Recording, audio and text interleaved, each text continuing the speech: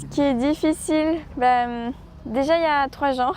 En français, on a le masculin et le féminin, et en allemand, il y a le masculin, le féminin et le neutre, mais qui ne sont pas forcément comparables avec la langue française. Il faut apprendre des déclinaisons, c'est un peu comme le latin, on est un peu moins compliqué parce qu'il y a moins de cas. La langue allemande, comme toute langue étrangère, ça fait peur. J'ai beaucoup d'élèves qui arrivent un peu sur la pointe des pieds, qui ne savent pas trop comment ça va se passer. L'enseignement frontal du professeur qui parle aux élèves, les purs cours de grammaire avec uniquement des traductions, des petits sketchs, on va dire sans grand intérêt, tout ça c'est fini. Et ce qui est très agréable, c'est de leur montrer justement qu'on peut prendre du plaisir à apprendre l'allemand et que c'est quelque chose qui est pas du tout traumatisant, qu'on peut faire en s'amusant. Le CH qui est le I.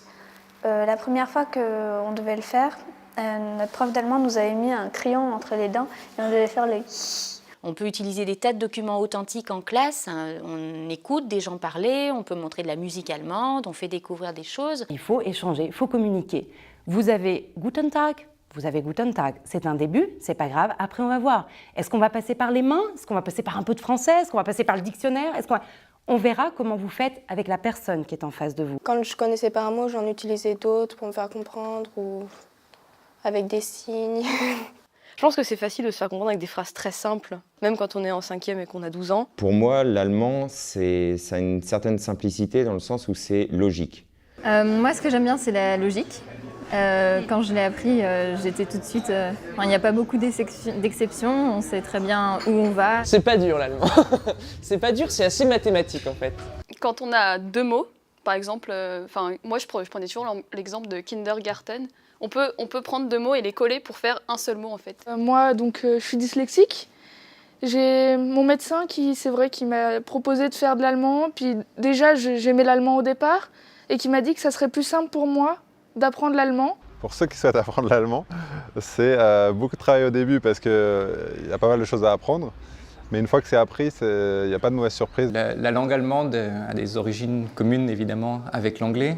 Et donc, connaître l'un, c'est aussi avoir plus de facilité pour apprendre l'autre. C'est vrai qu'il y a quelques mots en allemand qui ressemblent beaucoup à l'anglais. Donc, il y a des fois, le professeur il va dire un mot, personne d'autre sait ce que c'est, mais ça ressemble à un mot en anglais. Du coup, voilà, j'ai compris. Donc.